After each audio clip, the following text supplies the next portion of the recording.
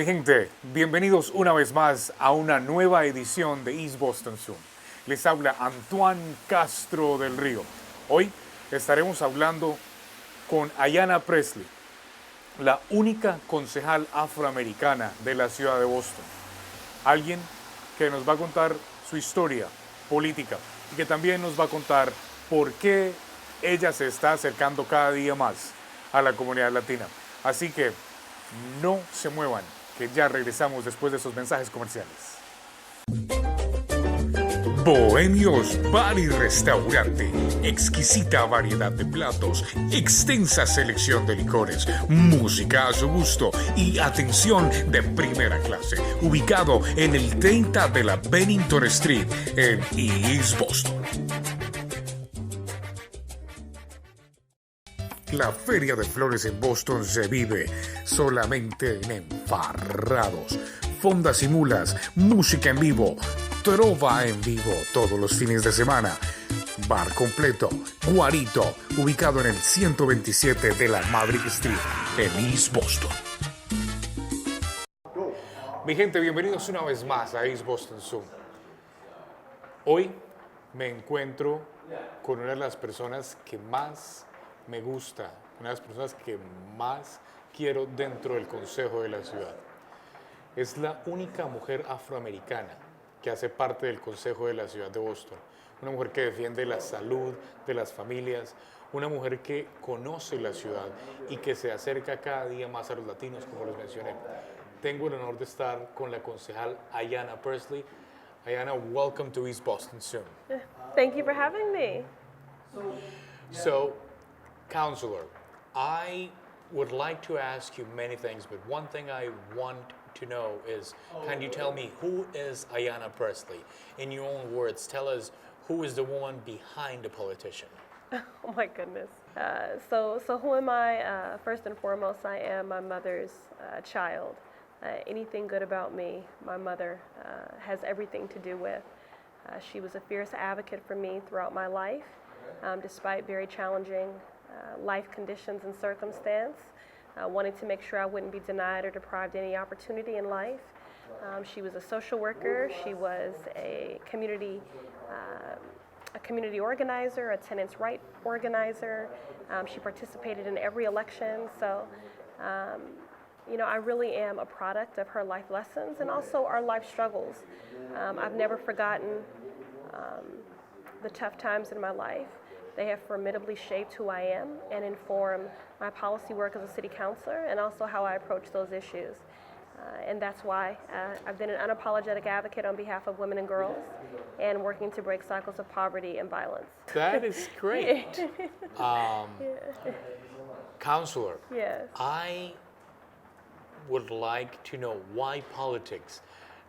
Why did you choose to be part of the City Council of Boston?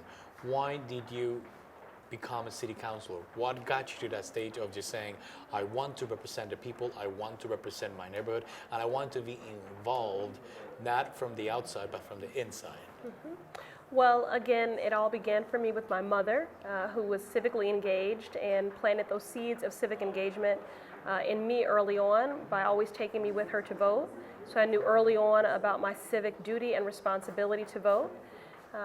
Also, throughout my life, I've pursued any opportunity to participate in the upliftment and advancement of community. And I did that behind the scenes for a long time, serving on numerous boards in the nonprofit community, but also as an aide to Senator John Kerry and Congressman Joseph P. Kennedy II. And those were experiences that I think uniquely prepared me for what I do every day now as a city councilor.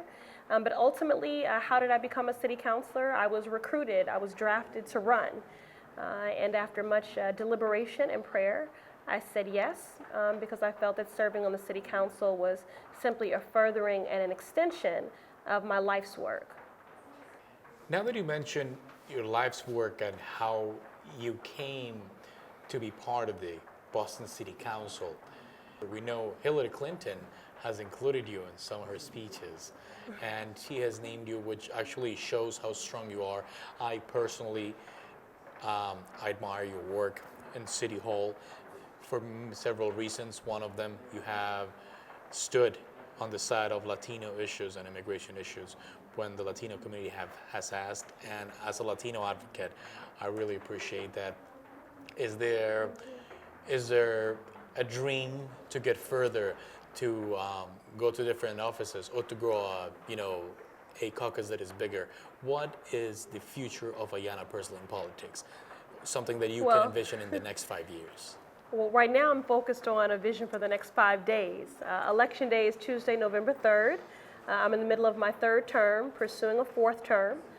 Very humbled that 3 times the city of Boston and the residents that I'm so proud to represent have sent me to City Hall, twice as the top vote getter, as the first woman of color elected to the council and the first woman in 30 years to top the ticket, which really to me is less about anything remarkable about me, but really a testament to the issues that I champion and the agenda that I've advanced to break cycles of poverty and violence, to reduce trauma in our communities, and to fight for women and girls. Ultimately, I think what best prepares you for whatever the next thing is, other than luck and opportunity, is doing good work. Both feet in, all eyes focused on the job that I've been elected to do, that I find the most challenging but rewarding endeavor I've ever pursued. And that's what I'm focused on right now. Do you think that most of the city councils are doing their job, or they're just there filling up a seat? We're all, I respect my colleagues tremendously, and more than that, I respect the residents of the city of Boston who have sent every single one of my colleagues there to represent them for their own very specific and private reasons. And so I would never question or challenge that. Our job is a very difficult one to measure or quantify. I work a 60, 80-hour week. The day is different every day. We're impacted by what happens in the world, in this commonwealth, in this city. So I think, people in government often, are given a hard time. But the people that I know who work in the halls of city government every day make great personal sacrifices and toil very hard every day because of their commitment to improve the quality of life here in the city of Boston. Counselor, you mentioned all the social justice issues, one of them being poverty. Yes. And there is a concern we have talked about several times here in East Boston soon. Gentrification has mainly impacted East Boston. Boston is the fastest gentrifying city in the nation, but East Boston has been the neighborhood that has been impacted the most in the past 3 years. Is there anything that you would say that the city council is doing, or you are personally doing, to reduce the impacts of gentrification on people who have low wages and low income? Sure. Well, I do represent the entire city, so that is 22 very distinct neighborhoods, about 655,000 people. There is much work that remains to make Boston more affordable and to truly make it the world-class city we want it to be. That being said, our population continues to grow, so there's a lot right happening here because many people are choosing to make Boston their home. There is no one policy to stop gentrification, but there are certainly things that can be done to mitigate its impact and to prevent displacement, and that's what I'm most focused on. People who didn't leave these neighborhoods when they were not as desirable to live in, and they stayed and were civically engaged and worked hard to make these neighborhoods better, and now other people want to make it home, and the people who've made those neighborhoods great should not be displaced. So first and foremost, how do we stop displacement? We need more housing.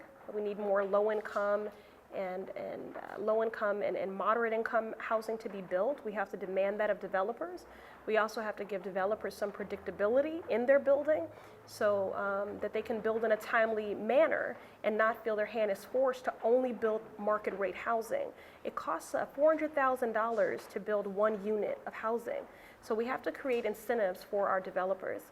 The other thing is that people have to work at a living wage, which is why I've been a part of the coalition in the Fight for 15. Boston is the third city in the country when it comes to wealth inequality, and we will not close that inequality gap until people are working at a living wage. That is really critical to stabilizing our families and to the fiscal health of our communities in the city. So all of these issues are issues you are going to keep on fighting about now that you're going to get reelected.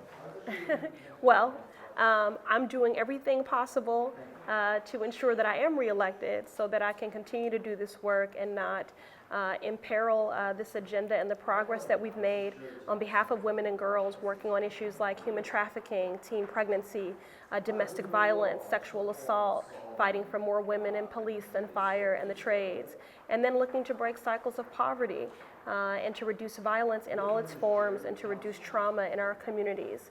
We've made great progress. I've done that work in partnership with community. I've led on these issues, but I haven't achieved these successes alone.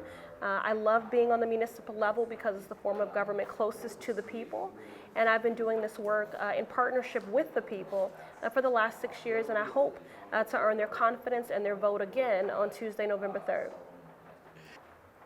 Vamos a un corte comercial, pero no se mueva, no cambie el canal, que ahorita mismo, por Cuenca Visión, ya regresamos.